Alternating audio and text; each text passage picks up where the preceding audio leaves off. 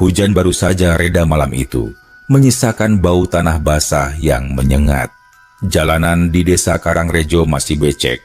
Air hujan menetes dari ujung-ujung daun pisang yang tumbuh liar di pinggir sawah. Malam semakin larut, tapi di kejauhan masih terdengar samar riuh pasar malam di desa tetangga, Desa Sumberrejo. Johan dan istrinya, Rani, baru saja selesai belanja kebutuhan dapur, sekaligus menyempatkan menonton pertunjukan kuda lumping sebentar di pasar malam itu. Mereka berdua berjalan beriringan menuntun motor bebek tua milik Johan, karena ban belakangnya kempes setelah melewati jalan becek. Johan sudah terbiasa dengan kondisi begitu. Lagi pula, jarak rumah mereka tidak terlalu jauh. Hanya sekitar 15 menit naik motor, atau setengah jam jika harus menuntun seperti ini. "Mas, kalau lewat jalan besar bisa nggak? Aku agak takut kalau lewat kebun." Suara Rani pelan terdengar di balik suara kodok sawah yang bersahutan. Johan menoleh sebentar, wajahnya berkeringat meski udara malam terasa dingin. "Jalan besar licin banget. Tadi aku lihat motor orang jatuh di turunan. Mending kita lewat jalur tikus, walaupun gelap tapi aman. Lagian, aku hafal betul jalannya." Rani tidak membantah lagi. Ia percaya pada suaminya, apalagi Johan memang besar di kampung itu. Hampir setiap sudut kebun, jalan setapak, hingga pematang sawah, ia hafal di luar kepala. Motor mereka pelan melaju. Lampu sorot kuning remang menembus gelap jalan kecil yang diapit pohon mahoni tinggi-tinggi. Suara malam mendadak terasa aneh. Tadinya terdengar serangga berisik, jangkrik bersahutan, dan kodok dari sawah sebelah. Tapi begitu mereka memasuki jalan setapak kebun itu, suara-suara itu perlahan hilang. Sunyi. Hanya suara ban motor menyibak genangan air yang tersisa di jalan tanah. Rani menggenggam erat lengan Johan. "Mas, kok sepi banget ya?" bisiknya. Johan berdeham. "Namanya juga kebun, sepi wajar. Kamu jangan mikir yang aneh-aneh." Namun jauh di lubuk hati, Johan juga merasakan ada sesuatu yang janggal. Jalur yang biasanya penuh suara malam itu seperti ditelan hening. Angin pun terasa berat, dingin menusuk tulang. Mereka terus melaju, hingga di satu tikungan Rani menepuk bahu Johan, matanya terbelalak. "Mas, itu apa?" Di depan mereka berdiri sebuah rumah besar bergaya lama. Cat dindingnya putih kusam, jendela-jendela tinggi dengan kaca buram, dan atap gentengnya sebagian tertutup lumut. Johan menghentikan motor seketika, hampir tak percaya dengan apa yang ia lihat. Ia mengerjap, memastikan pandangan matanya tidak salah. "Ini nggak mungkin. Aku hafal betul, di sini harusnya cuma ladang kosong sama pohon nangka besar," gumamnya. Rumah itu tampak nyata, kokoh, berdiri anggun di antara pepohonan. Dari sela-sela jendela, samar-samar terlihat cahaya kuning seperti lampu minyak menyala. Johan menggaruk kepala, bingung. Sementara Rani makin erat menggandeng lengannya. Belum sempat mereka berdebat, hujan kembali turun. Kali ini deras, seolah mengguyur tanpa henti. Air menetes dari sela daun, angin menderu, membuat tubuh mereka kedinginan. Johan menoleh ke arah Rani yang wajahnya mulai pucat. "Daripada kita basah kuyup, mending kita numpang berteduh sebentar di rumah itu. Toh ada orangnya, kelihatan ada lampu," kata Johan, meski hatinya masih ragu. Rani merasa takut, tapi mengangguk. Mereka berlari kecil menuntun motor, masuk ke halaman rumah itu. Anehnya, begitu mereka mendekat, halaman terasa rapi. Rumput dipangkas, ada jalan setapak batu yang bersih dari lumpur. Seolah rumah itu terawat baik. Sesampainya di teras, pintu kayu berukir terbuka sedikit, menampakkan cahaya lampu dari dalam. Aroma hangat menyeruak, seperti bau masakan sayur asem baru matang. Tiba-tiba, seorang ibu tua muncul dari balik pintu. Rambutnya sudah memutih, digelung sederhana, wajahnya penuh keriput tapi berseri. Ia memakai kebaya coklat dan kain batik, tampak begitu ramah. "Loh, kalian kehujanan ya, Nak? Masuklah, jangan di luar. Nanti masuk angin," katanya lembut sambil membuka pintu lebih lebar. Johan dan Rani saling pandang. Ada rasa canggung, tapi keramahan si ibu membuat mereka lega. Johan menunduk hormat. "Maaf Bu, kami cuma mau numpang berteduh sebentar. Hujannya deras sekali." "Tidak apa-apa. Masuk, masuk. Rumah ini terbuka untuk orang baik," ujar ibu itu sambil tersenyum. Mereka masuk. Begitu kaki melangkah ke ruang tamu, rasa lelah seketika mereda. Ruangan itu hangat, bersih, dan harum. Lantai tegel kuno tampak mengkilap. Kursi kayu beralas rotan tertata rapi, dan di meja sudah ada teko-teh dengan 2 cangkir. Seakan-akan rumah itu memang sedang menunggu kedatangan tamu. Rani duduk pelan, memandang sekeliling dengan takjub. "Mas, kok rumahnya bagus sekali ya? Kayak rumah Belanda zaman dulu," bisiknya. Johan hanya mengangguk.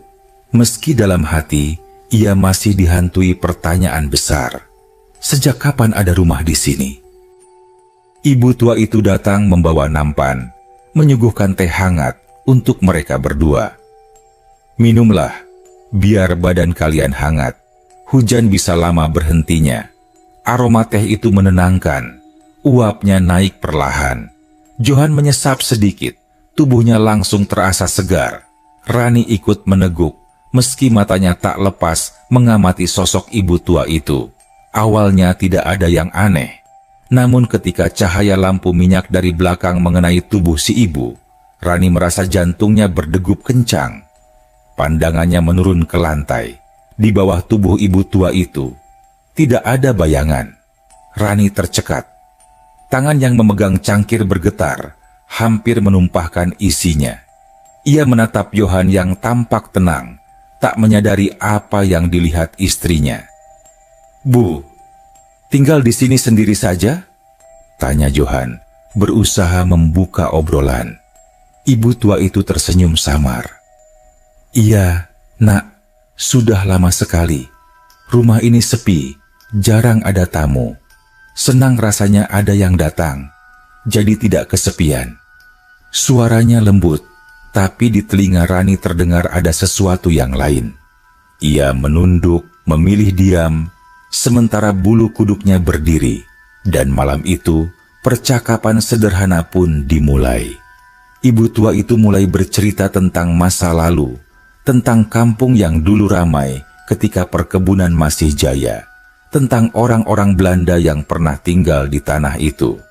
Sementara hujan terus mengguyur, Johan dan Rani makin larut dalam obrolan tanpa sadar bahwa mereka sedang berada di tempat yang seharusnya tidak ada.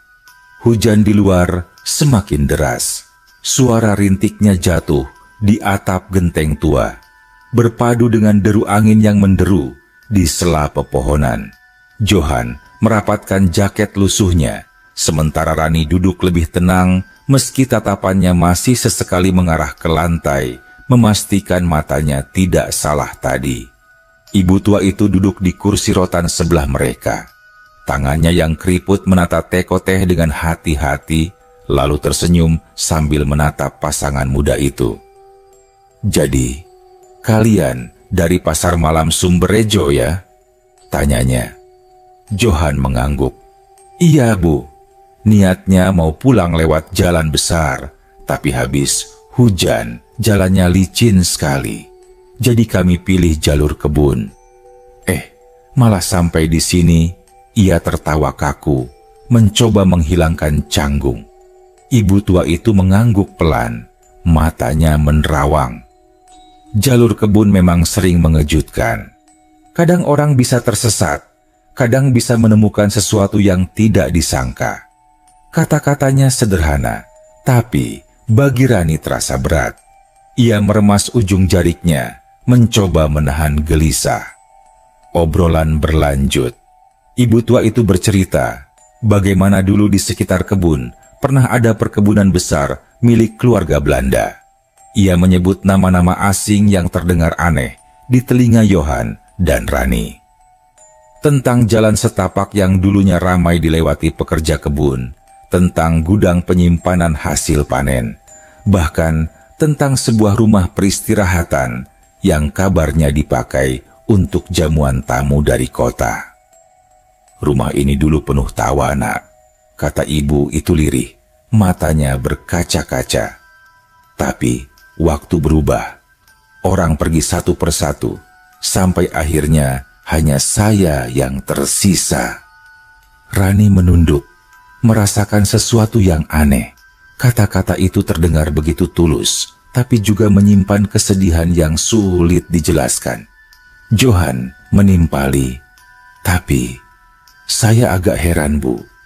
Setahu saya di jalur ini tidak ada rumah.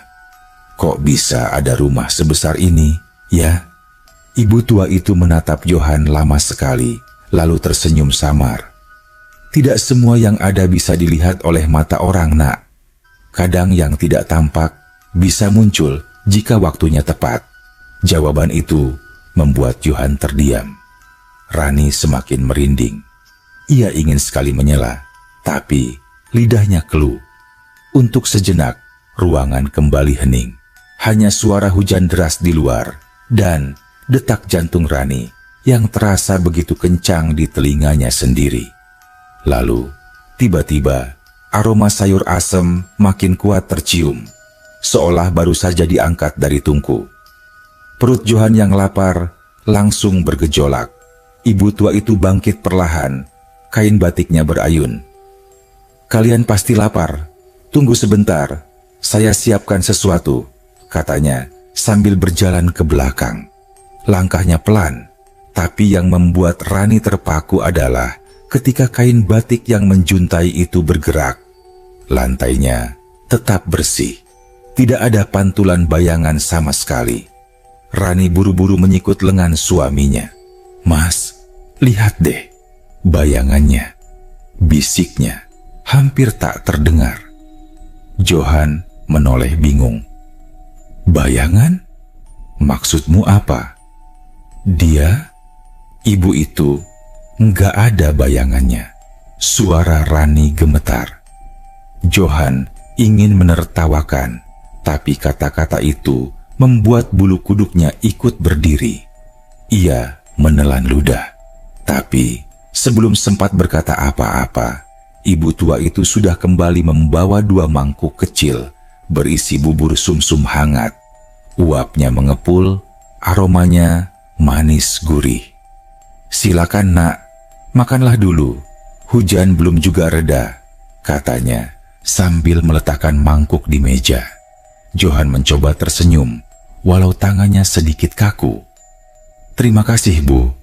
Ia mencicip sedikit bubur itu, dan rasanya benar-benar enak, hangat, seolah menghapus lelah perjalanan. Rani ragu, tapi akhirnya ikut menyendok. Anehnya, rasa bubur itu seperti membawa ketenangan, membuat pikirannya sedikit lebih tenang meski masih dihantui bayangan aneh tadi. Percakapan pun kembali mengalir. Ibu tua itu menanyakan kehidupan mereka, dari mana asalnya, tinggal di mana, sampai akhirnya menyinggung soal anak. "Sudah berapa lama kalian menikah?" tanyanya lembut. 4 tahun, Bu," jawab Johan. "Sudah punya anak?" Pertanyaan itu membuat Johan dan Rani saling pandang. Senyum mereka kaku. Rani menunduk, wajahnya memerah. Johan menarik napas panjang. "Belum, Bu. Kami sudah berusaha ke sana kemari, tapi memang belum rezekinya." Mata ibu tua itu melembut, lalu ia mengangguk penuh pengertian. "Ah, sabarlah, Nak. Setiap rumah tangga punya jalan sendiri-sendiri. Jangan pernah kehilangan harap." Setelah berkata begitu, ibu itu bangkit lagi, berjalan ke belakang rumah, Suara langkahnya menggema pelan, lalu hilang. Rani menggenggam tangan suaminya erat-erat. "Mas, aku takut. Rasanya ada yang nggak beres. Kenapa kita nggak keluar saja sekarang?" Johan menoleh keluar jendela. Hujan masih deras, gelap gulita, jalan tanah becek. Ia bimbang. "Kita tunggu sebentar lagi. Kalau hujan agak reda, kita pamit." Rani tidak menjawab, hanya menunduk, mencoba menenangkan dirinya. Tak lama, ibu tua itu kembali dengan sebuah botol kecil berisi cairan kehijauan. Ia meletakkannya di atas meja. "Ini ramuan. Dulu saya diajari orang tua saya. Banyak pasangan yang susah punya anak, setelah minum ini diberi kemudahan. Kalau kalian berkenan, bawalah pulang." Johan tertegun.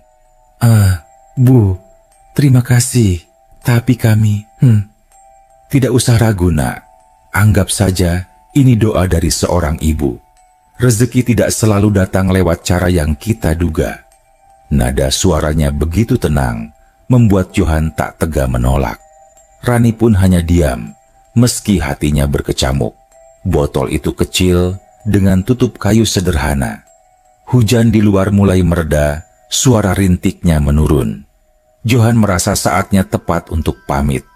Ia berdiri, menunduk hormat. "Terima kasih banyak, Bu, atas kebaikan Ibu. Kami pamit pulang." Ibu tua itu tersenyum, wajahnya seolah bersinar lembut. "Hati-hati di jalan, nak. Semoga doa saya menyertai kalian." Dengan langkah tergesa tapi sopan, Johan dan Rani keluar dari rumah itu. Begitu menginjak halaman, udara dingin menyapa. Mereka menuntun motor perlahan ke jalan tanah yang masih basah. Saat menoleh sekilas, Johan melihat pintu rumah itu menutup pelan. Di sepanjang perjalanan pulang, keduanya lebih banyak diam. Johan sesekali memegang botol ramuan itu sambil menuntun motor, sementara Rani hanya memeluk tubuhnya sendiri, berusaha melupakan bayangan menyeramkan yang tadi ia lihat. Pagi berikutnya, sinar matahari menyusup pelan lewat celah jendela rumah Johan. Udara masih lembab sisa hujan semalam. Dedaunan di kebun belakang tampak berkilau basah.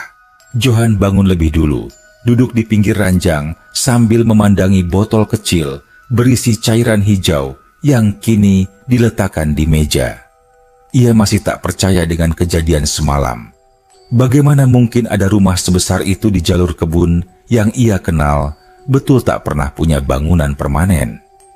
Lebih aneh lagi, kehangatan dan keramahan ibu tua yang mereka temui. Seolah nyata, tapi juga menyisakan tanda tanya besar.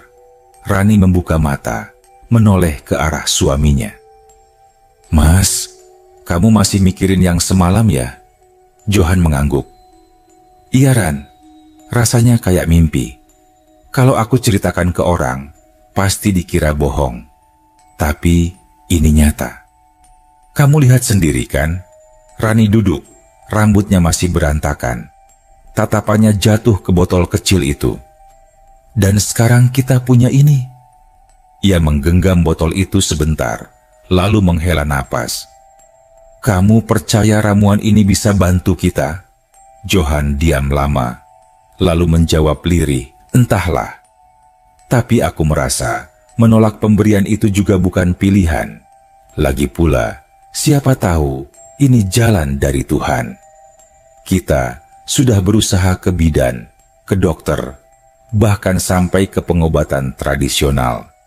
Belum juga berhasil. Mungkin ini memang perantara." Rani menunduk.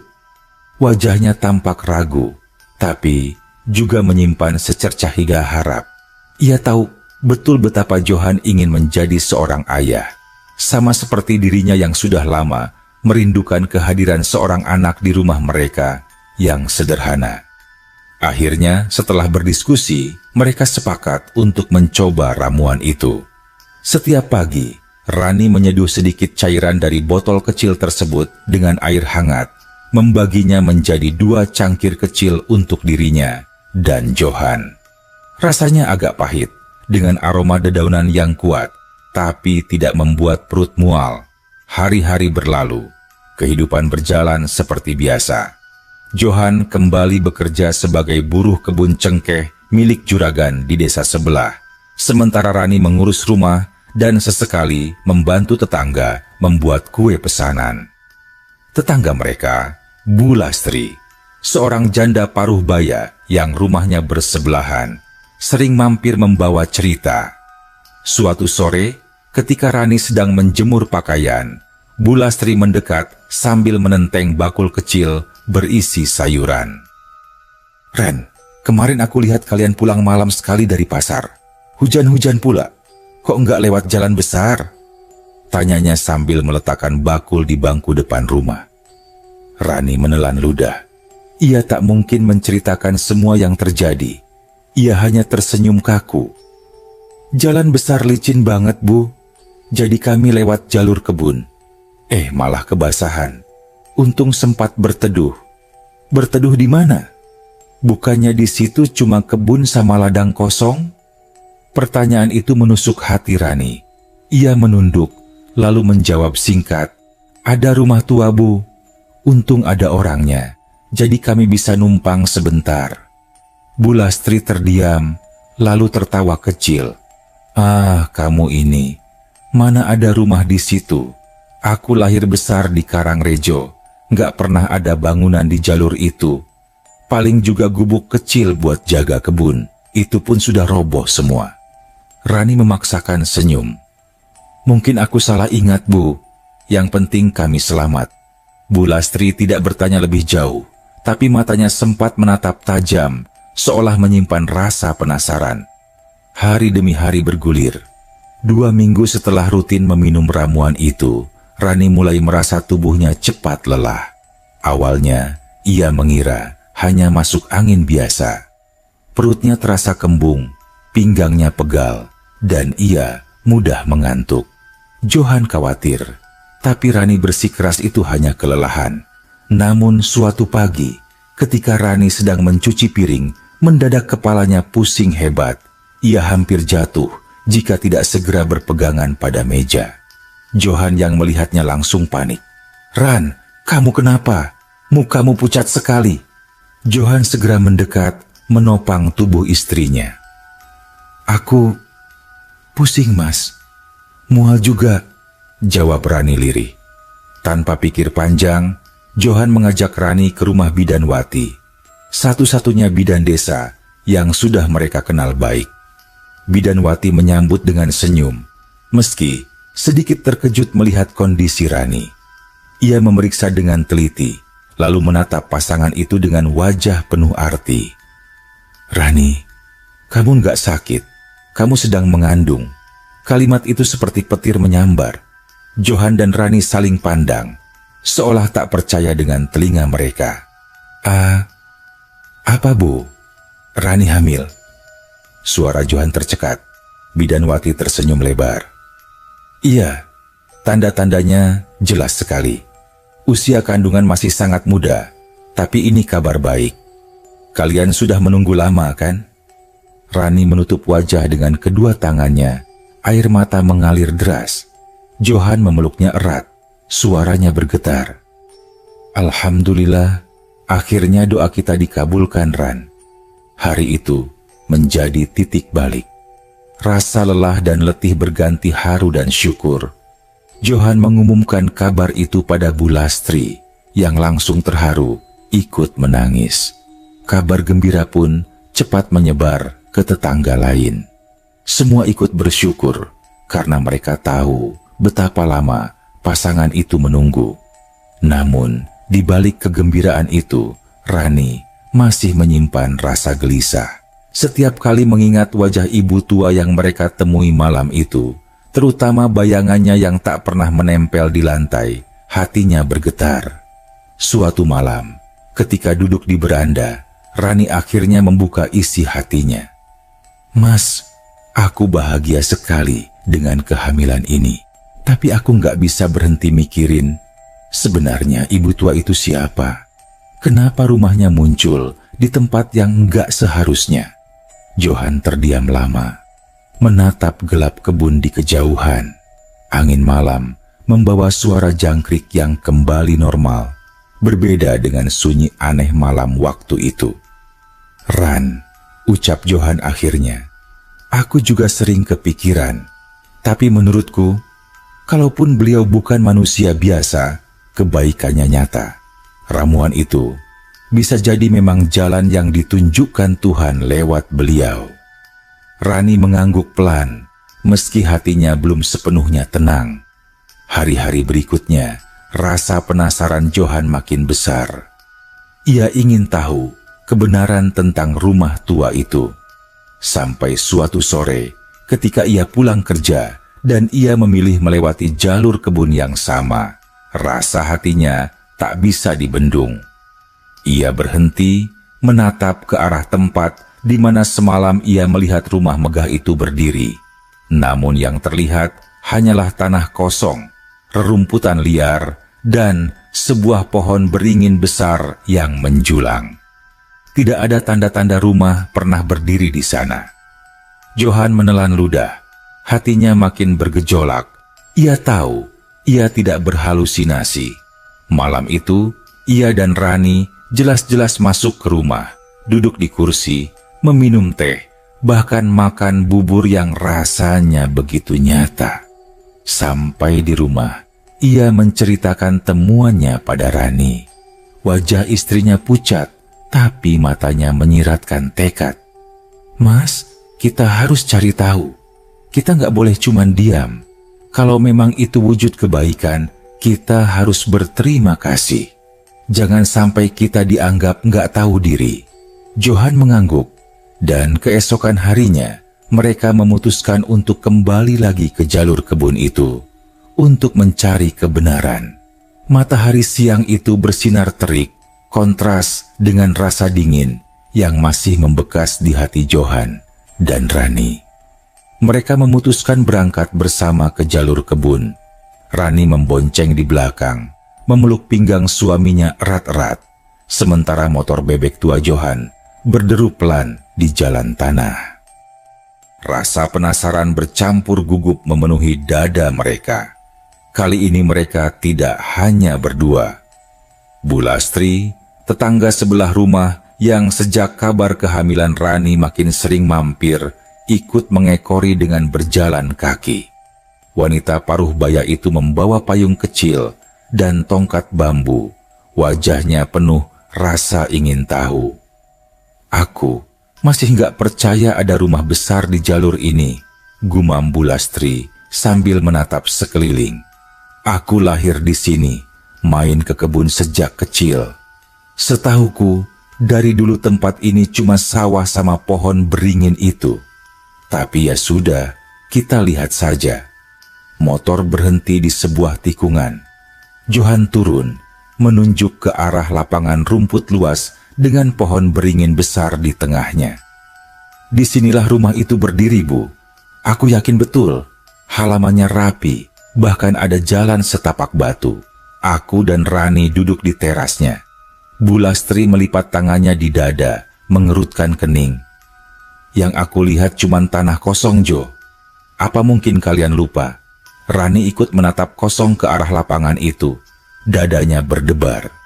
Ia bisa mengingat jelas bau teh hangat, suara kayu kursi berderit, bahkan uap bubur sumsum yang mengepul. Semua terlalu nyata untuk sekadar mimpi. Mereka bertiga mendekat. Angin bertiup kencang, dedaunan pohon beringin berdesir, menimbulkan suara bergemuruh, seolah ada sesuatu yang berbisik. Rani merinding, menggenggam tangan suaminya. "Mas, tempat ini bikin aku nggak enak," bisiknya. Johan mengangguk pelan. "Aku juga ngerasain." Mereka berdiri cukup lama, seakan menunggu sesuatu muncul. Tapi yang terdengar hanya suara angin, sesekali diiringi pekikan burung gagak yang melintas. Tiba-tiba, dari kejauhan, seorang bapak tua berjalan pelan sambil memikul kayu bakar. Jalannya agak tertatih, tubuhnya kurus tapi tegap. Johan mengenalnya samar. orang desa sebelah yang kadang menjual kayu ke pasar. "Siang, Pak," sapa Johan sopan. Bapak tua itu mengangguk, menurunkan pikulan kayunya sebentar. "Kalian ngapain di sini? Jarang ada orang mau nongkrong di bawah beringin tua." Bu Lastri tertawa kecil, mencoba mencairkan suasana. "Ini anak muda lagi penasaran, Pak. Katanya kemarin malam lihat rumah tua besar di sini. Padahal kan nggak ada apa-apa." Bapak tua itu terdiam cukup lama. Matanya menatap tajam ke arah pohon beringin, lalu beralih ke wajah Johan dan Rani. "Rumah besar," bilangnya. Ia menghela napas panjang. "Kalian beruntung." Kata-kata itu membuat Johan langsung terperanjat. "Maksud Bapak apa?" Bapak tua itu menurunkan beban kayunya, lalu duduk di batu besar dekat sana. "Aku sudah lama tidak dengar orang cerita soal rumah itu lagi. Dulu pernah diceritakan. Tahun 1950-an, bahkan mungkin saya belum lahir, memang ada sebuah rumah peninggalan Belanda di sini. Pemiliknya sudah lama pergi. Tinggal seorang ibu tua yang katanya baik hati dan suka menolong siapa saja yang singgah.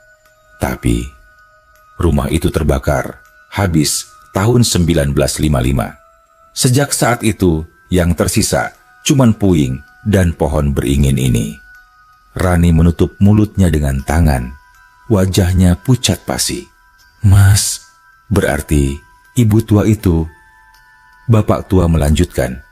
"Banyak yang bilang arwah ibu itu masih suka muncul. Katanya dia tidak mau rumahnya benar-benar hilang. Jadi kadang orang-orang tertentu bisa melihat rumah itu kembali. Tapi jarang sekali. Dan yang melihat biasanya adalah orang yang benar-benar membutuhkan pertolongan." Johan tercekat. Ingatannya melayang ke botol ramuan hijau yang kini tersimpan di rumah. Ramuan yang membuat istrinya kini mengandung. Bapak tua menatap mereka lekat-lekat. "Kalau kalian sampai masuk dan disambut, berarti kalian dianggap anak sendiri oleh beliau. Anggap saja itu berkah. Jangan ditakuti, jangan juga disalahgunakan. Bersyukurlah." Angin kembali bertiup kencang. Daun beringin berjatuhan, melayang-layang di sekitar mereka. Suasana terasa makin berat. Bu Lastri menelan ludah, jelas wajahnya ikut merinding. Setelah mengucapkan itu, bapak tua bangkit, memikul lagi kayunya, lalu berjalan pergi tanpa menoleh. Langkahnya perlahan menghilang di balik kebun, meninggalkan mereka bertiga dalam diam. Johan menggenggam tangan Rani. "Ran, apa kamu dengar? Ini benar-benar nyata. Kita nggak salah lihat. Dan ramuan itu dari beliau." Rani mengangguk pelan. Air matanya mengalir tanpa ia sadari. "Aku jadi makin yakin, Mas.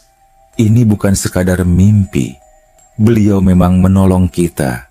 Bu Lastri yang sedari tadi diam akhirnya bersuara. "Aku nggak tahu harus bilang apa. Jujur, aku merinding dengarnya.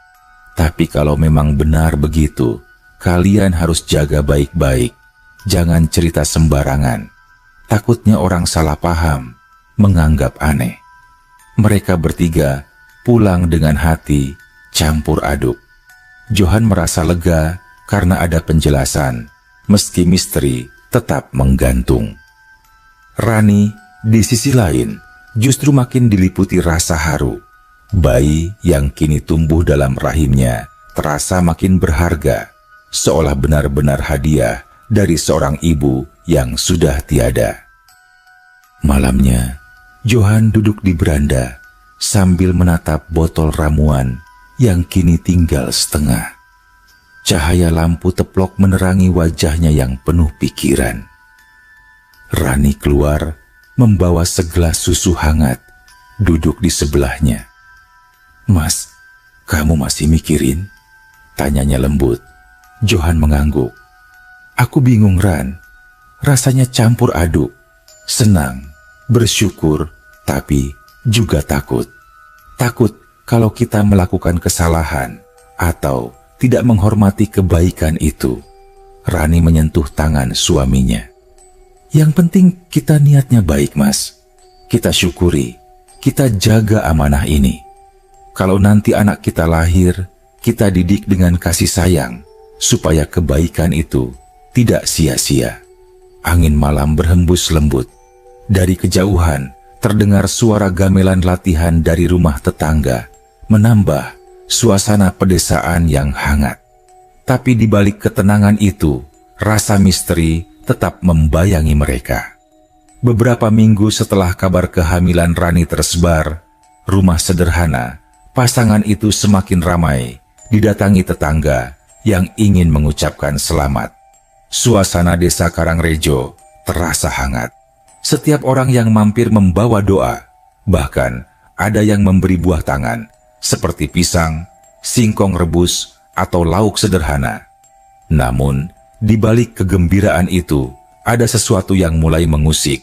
Rani sering bermimpi tentang ibu tua yang mereka temui di rumah besar itu. Dalam mimpinya, sosok itu muncul dengan kebaya coklat, duduk di kursi rotan, menatapnya dengan tatapan lembut. Kadang, ibu itu tersenyum, kadang hanya menatap diam sambil mengusap perutnya. Mimpi itu datang berulang, begitu nyata, seolah ia benar-benar bertemu. Suatu malam, Rani terbangun dengan keringat dingin. Ia menoleh, melihat Johan masih terlelap. Suara jangkrik terdengar di luar, normal seperti biasa. Namun, samar-samar ia mencium aroma sayur asem, persis seperti aroma yang menyambut mereka malam itu. Ia menegakkan tubuh, mencoba meyakinkan diri. Mungkin cuma terbawa mimpi, gumamnya.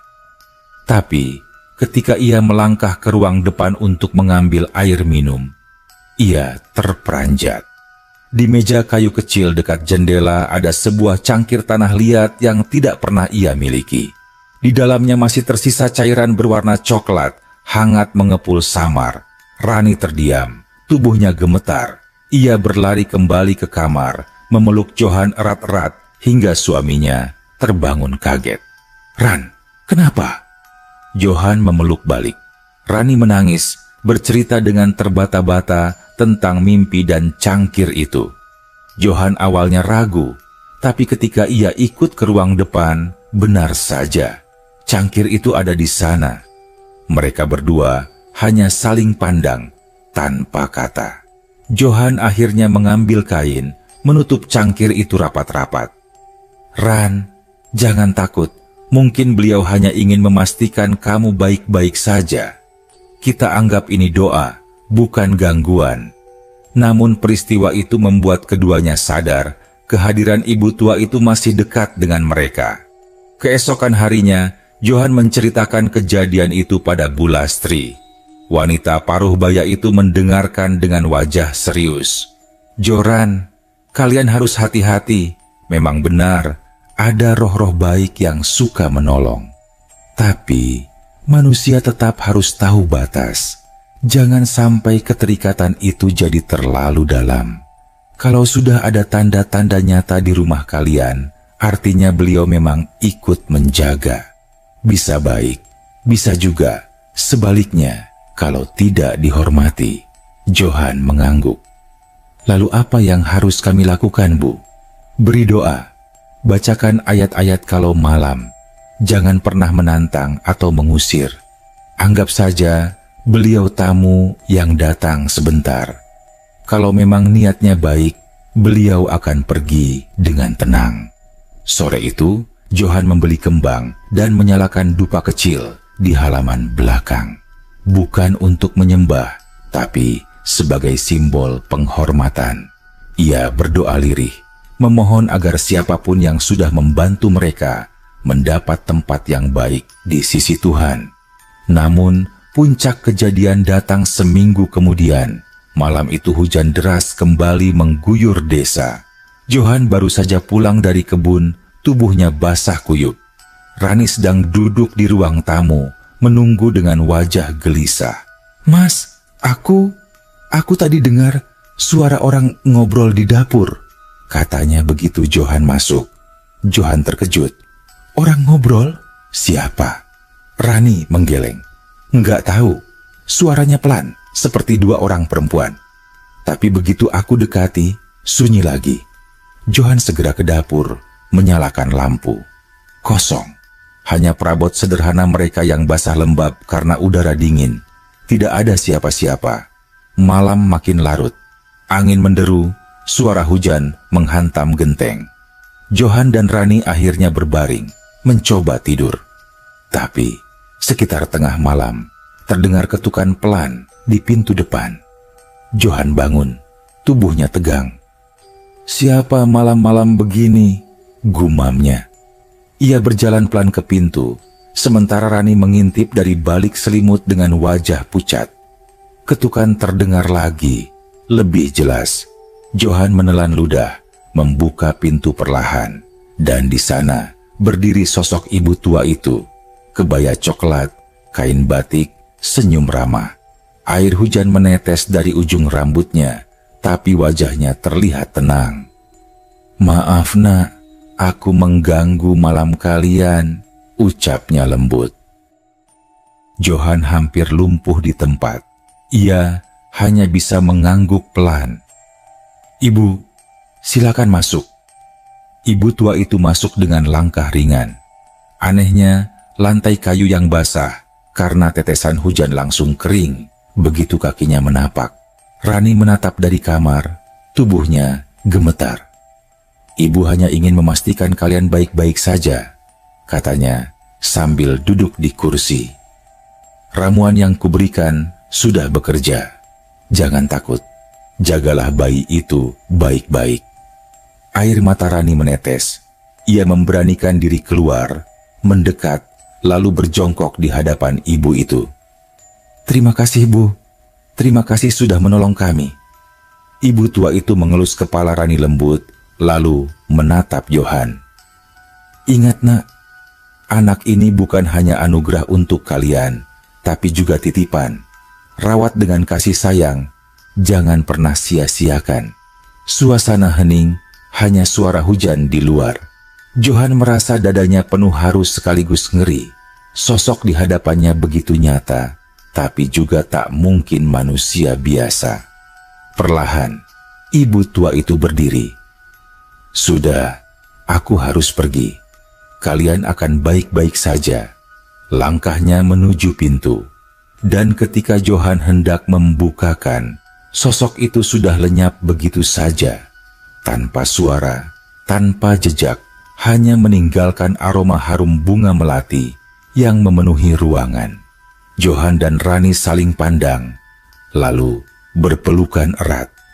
Air mata mereka bercampur antara takut, haru, dan syukur. Mereka sadar malam itu adalah pertemuan terakhir. Keesokan paginya, langit cerah. Johan dan Rani pergi ke kebun, menatap pohon beringin besar yang menjulang di jalur tikus. Rani meletakkan setangkai bunga di bawah pohon, berdoa dalam hati. Saat itulah, seorang bapak tua lain yang lewat sambil membawa cangkul berhenti dan berkata, "Dulu, ibu yang tinggal di rumah sini memang suka menolong orang. Banyak pasangan yang terbantu olehnya, tapi beliau sudah lama tiada. Kalau kalian merasa pernah ditolong, itu artinya beliau masih sayang pada manusia." Johan menunduk hormat. "Kami akan selalu ingat kebaikannya, Pak." Malam itu, Johan dan Rani duduk berdua di beranda. Angin bertiup lembut, suara serangga kembali normal. Tidak ada lagi kejadian aneh. Namun, di dalam hati mereka tahu, pertemuan dengan ibu tua itu akan selamanya menjadi bagian hidup mereka. Sebuah rahasia yang hanya mereka, Bu Lastri, dan mungkin segelintir orang yang percaya yang mengetahuinya. Bayi yang kini tumbuh dalam rahim Rani bukan hanya jawaban doa, tapi juga bukti nyata bahwa Di dunia ini ada kebaikan yang datang dari arah yang tak terduga. Hari-hari di desa Karangrejo kembali berjalan normal. Johan dan Rani menata hidup mereka dengan rasa syukur yang semakin dalam. Kehadiran janin dalam kandungan Rani membuat segalanya berubah. Rumah kecil yang dulu terasa sepi, kini dipenuhi harapan. Tetangga-tetangga ikut menjaga, seakan bayi itu juga milik bersama.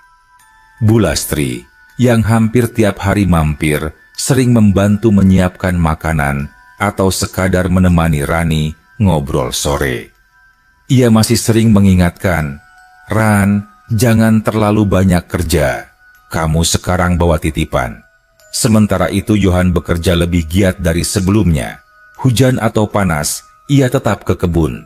Namun, ada sesuatu yang berbeda. Setiap kali ia melewati jalur tikus tempat peristiwa itu terjadi, perasaan hatinya tidak lagi dicekam ketakutan. Ia justru merasa seperti sedang melewati tempat yang memberi restu. Pohon-pohon di sana, suara serangga, bahkan angin malam, terasa seperti menyapa dengan cara yang lebih lembut. Suatu sore menjelang maghrib, ketika Rani sedang duduk di beranda menatap langit jingga, Bu Lastri datang membawa sebuah buntalan kecil. "Ini, Ran. Dulu aku pernah simpan selendang dari ibuku. Katanya, selendang ini bagus kalau dipakai ibu hamil untuk tidur. Mungkin bisa bawa ketenangan," ujarnya sambil tersenyum. Rani menerima dengan haru. "Terima kasih banyak, Bu. Rasanya semua orang di sini perhatian sekali sama kami." Bu Lastri duduk di kursi bambu, menatap Rani dalam-dalam. "Ran, Jo, kalian mungkin masih sulit percaya dengan apa yang kalian alami. Tapi dengarkan aku baik-baik. Dunia ini tidak hanya dihuni manusia yang kasat mata. Kadang, yang tidak terlihat pun punya rasa, punya niat. Dan kalau niatnya baik, maka kita pun harus menerimanya dengan baik. Jangan pernah lupa mendoakan." Rani mengangguk, air matanya menetes. Ia tahu nasihat itu bukan sekadar omongan biasa. Bu Lastri memahami jauh lebih banyak dari yang terlihat. Malam itu, setelah makan malam, Johan dan Rani duduk di ruang tamu. Hujan turun rintik-rintik, menimbulkan suara menenangkan di atap seng. Johan menatap istrinya, lalu berkata, "Ran, aku ingin kita sekali lagi ke tempat itu. Bukan untuk mencari-cari, tapi untuk benar-benar mengucapkan terima kasih. Kalau bukan karena beliau, kita mungkin masih menunggu tanpa kepastian." Rani diam sejenak, lalu mengangguk. "Aku juga ingin, biar lega, Mas." Keesokan paginya, mereka berjalan menuju jalur tikus yang dulu mereka tempuh sepulang pasar malam. Langkah mereka lambat, penuh rasa hati-hati. Saat tiba di dekat pohon beringin besar, Johan berhenti. "Disinilah kita bertemu rumah itu," katanya lirih.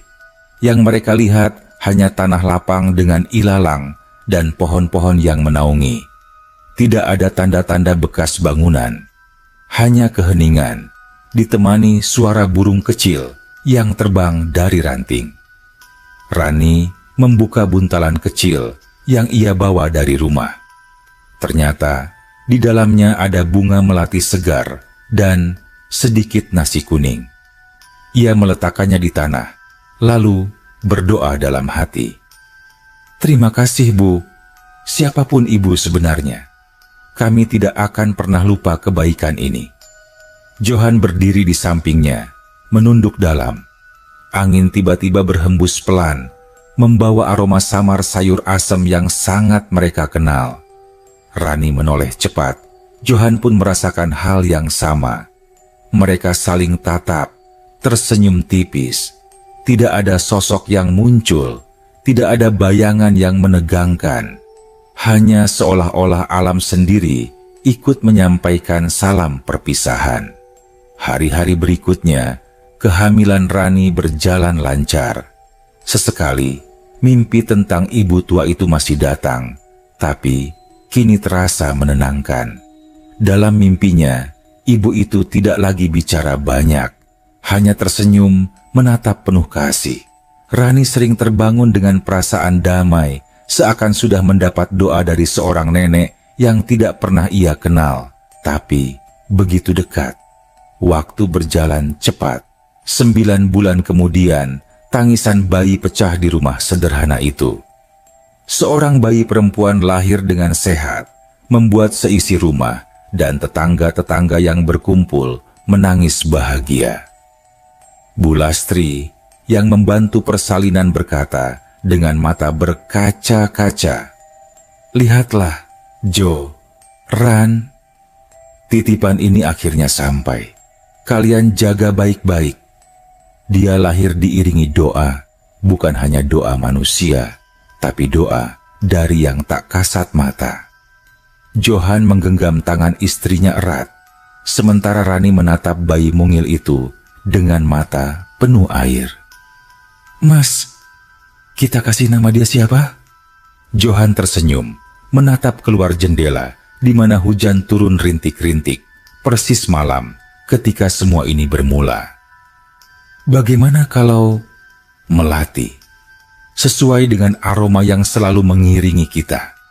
Rani mengangguk, tersenyum dengan wajah lelah namun bahagia. "Melati? Ya, indah sekali."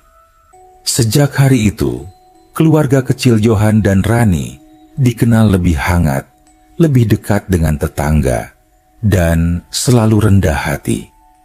Mereka tidak pernah lupa mendoakan ibu tua itu, meski hanya dalam hati setiap kali melewati jalur tikus. Tidak ada lagi kejadian janggal, tidak ada teror atau ancaman. Yang tersisa hanyalah kenangan tentang sebuah malam hujan, sebuah rumah misterius yang tidak pernah ada, dan seorang perempuan tua yang entah dari dunia mana, tapi menanamkan kebaikan abadi. Bagi Johan dan Rani, hidup mereka akan selalu terbagi dua, sebelum dan sesudah pertemuan itu. Dan setiap kali mereka melihat senyum kecil Melati, mereka tahu ada doa yang mengalir dari masa lalu, menjaga anak itu dengan kasih yang melintasi batas dunia. Cerita ini pun berakhir bukan dengan jerit ketakutan, melainkan dengan ketenangan, bahwa di tengah gelapnya malam, kadang kita menemukan cahaya. Kadang, sesuatu yang kita kira menyeramkan justru membawa berkah. Dan di desa kecil Karangrejo, Johan dan Rani akan selalu mengingat ada seorang ibu tua yang pernah hadir, sebentar, singgah, lalu pergi, meninggalkan kehidupan baru yang tak ternilai harganya.